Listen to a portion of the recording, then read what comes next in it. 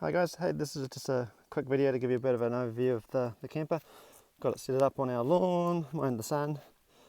Obviously needs a bit of a clean at the moment, but I've just popped it up because we're in isolation, so it's acting as our timeout space at the moment.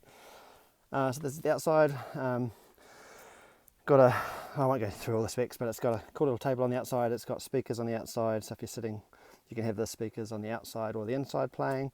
There's an outside light here, which is pretty cool. We've got a massive awning that comes off the side, so it's attached to the top all the time, and then the poles and what have you are in a cupboard down the bottom here. But it's massive. We've got the bed ends on each end. That just gives you a bit of more protection from the sun and rain, keeps it all dry. But you can have it with or without those. It's all solar. Inside, step here. So they call this the lounge. Love the space. This is the main, the larger of two beds, so kind of the adult bed, which is massive. It's, I'd say, bigger than a queen, but smaller than a king. All opens up, feels much like tenting than caravanning, which is what we really like about it. This area here, so technically you can have two adults here. I'd argue that you could actually have three kids like that, just because it's so long.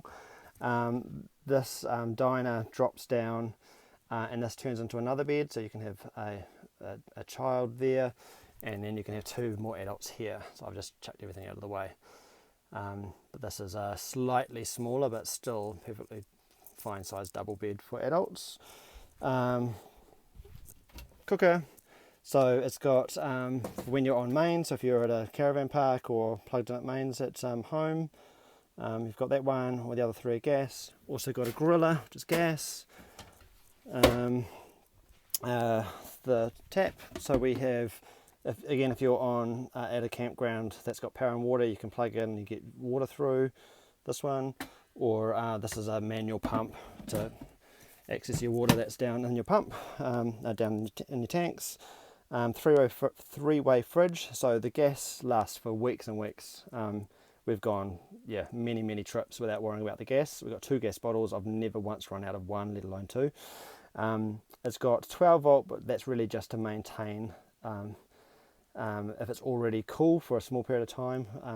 I think when you're traveling, and so gas main, so 240 volt and 12 volt, but 12 volt is really just, I never really use it. It would just drain your battery too quick.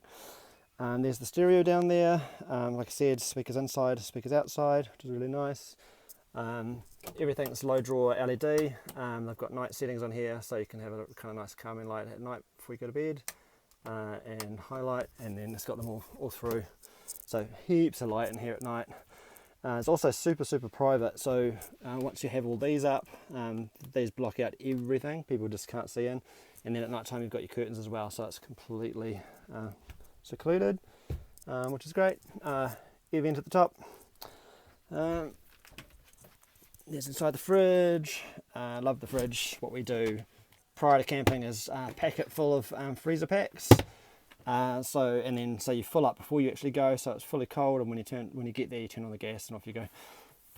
And then also, if you've got a chili bin, you can cycle out your chili pack from your freezer into your chili bin, so you get a real good kind of rhythm going there.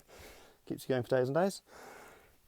Just do a kind of slow view so you can see. So yeah, so like I said, 1, 2 there, 1, 2 at the back, child there, another 2 there, plus giant awning up the back. Technically, it's got sides and walls.